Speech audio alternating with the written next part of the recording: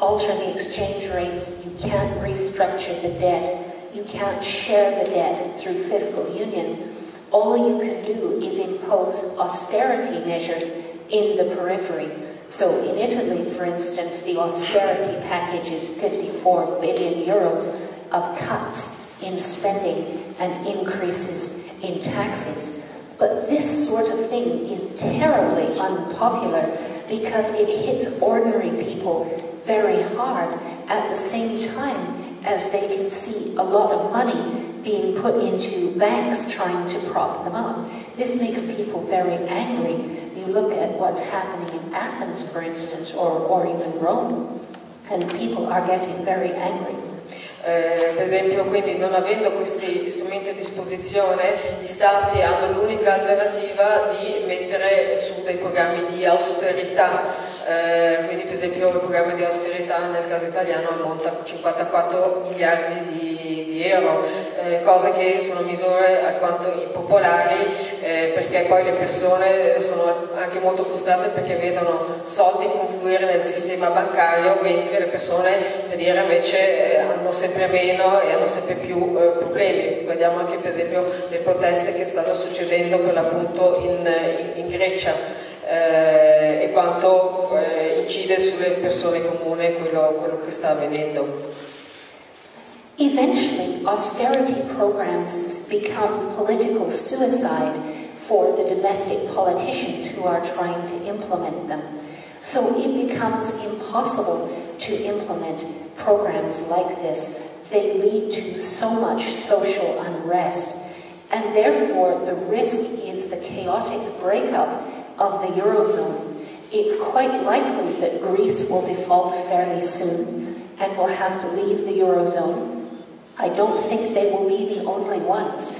I think after Greece we're going to see Ireland and Portugal, and the next two might be Spain and Italy.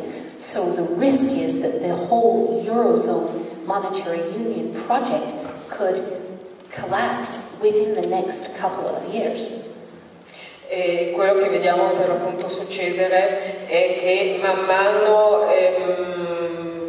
che vengono attuate queste misure di austerità, che alla fine diventano quasi una sorta di suicidio politico, no? Per cui le persone diventano sempre più disperate, quindi abbiamo sommosse popolari e quant'altro, e lei suppone che molto presto vedremo una dichiarazione ufficiale di default da parte della Grecia ed altri paesi la seguiranno. In primis altri paesi candidati sono il Portogallo, l'Irlanda, e molto probabilmente seguiranno a ruota Spagna e Italia, quindi una buona probabilità che vedremo una frammentazione della zona euro.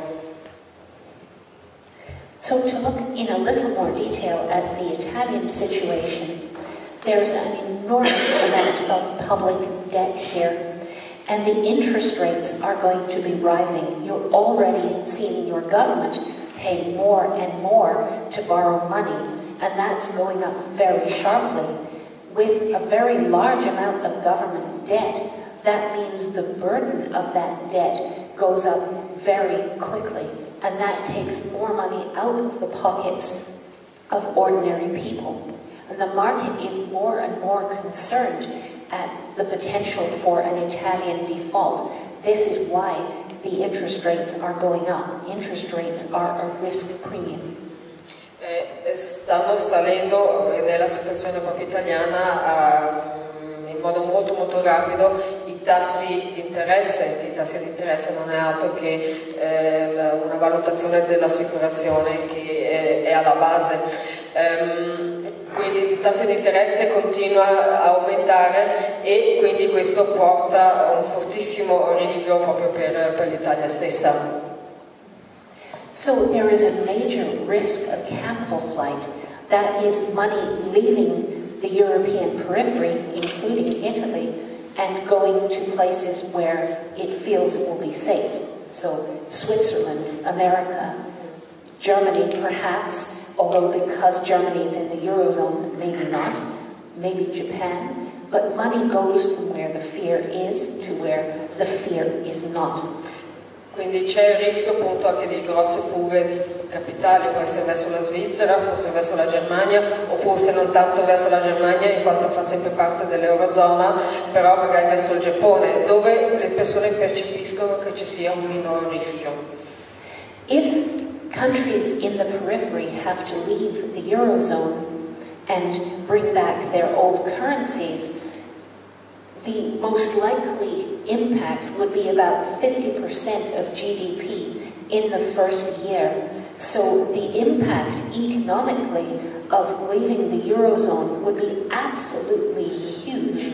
Even in countries at the center like Germany, it would probably be 20% of GDP. That kind of contraction in a very short space of time has a tremendous impact on the lives of ordinary people. L'atto di lasciare l'Eurozona è molto costosa e nel caso per esempio dell'Italia o altri paesi della periferia europea potrebbe corrispondere addirittura del 50% del PIL stesso. Germania forse il 20%, poi capite bene che questo significa veramente un'enorme contrazione a cui vanno incontro i paesi che lasciano comunque l'Eurozona, perché appunto comporta questi costi. And austerity programs actually increase the risk of default because they force economic contraction. And when the rate of growth in your economy is less than the interest you pay on your debt, you are in an exploding debt scenario. That means that the risk of default goes up all the time. It gets harder and harder to repay the debt. Ci si trova in una sorta quasi di spirale maledetta, no? Per cui più incide il programma di austerità, più ci sarà contrazione e più aumenta anche lo stesso rischio di default, e che impedire tutta questa tensione veramente vada in fase totalmente esplosiva, quindi quasi è una sorta di accentuarsi delle problematiche. People are talking about countries like China coming in and helping to prop up the Eurozone. But China is not going to buy the debt in any of the European peripheral countries. What they will do is come in and buy up your assets. They'll buy up your heritage.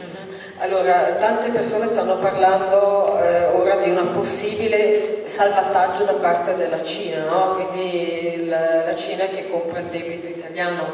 La Cina non andrà a comprare i debiti, va a prendere gli asset, il patrimonio, quello che è effettivamente importante per il paese, quindi non compra solamente il debito, ma si appropria alla fine del patrimonio nazionale. Now, the good things about the Italian situation are very low levels of personal debt and a very strong informal economy. This causes problems for the government because if it's an informal economy, it doesn't pay taxes. But from the point of view of ordinary people, those connections that already exist will be very, very useful in the future. And the fact that you have much less personal debt will mean that ordinary people are far more likely to be able to hang on to more of what they have as long as they don't lose it in an asset price collapse or a banking crisis. La buona notizia sulla situazione... Sorridete un po', insomma. La buona notizia dell'Italia è che effettivamente i debiti delle famiglie, i debiti personali sono molto contenuti, e in Italia comunque è anche molto forte l'economia informale. Chiaro che questo non è una buona notizia per i governi, perché non incassano le tasse che vorrebbero, in quanto molto circola in nero, però per i bisogni delle persone invece questo potrebbe essere comunque una sorta di ancora di salvezza, perché vuol dire comunque avere dei legami, di scambi tra le persone stesse. So, now I want to look at the impact of financial crisis on the energy situation that I talked about in the beginning. What happens to start with is speculation goes into reverse. That's what we saw in 2008 when oil prices fell like that. When speculation goes into reverse, prices go down very, very quickly. So you get a top when everyone is thinking in terms of scarcity, prices fall from there, and they fall really quite quickly.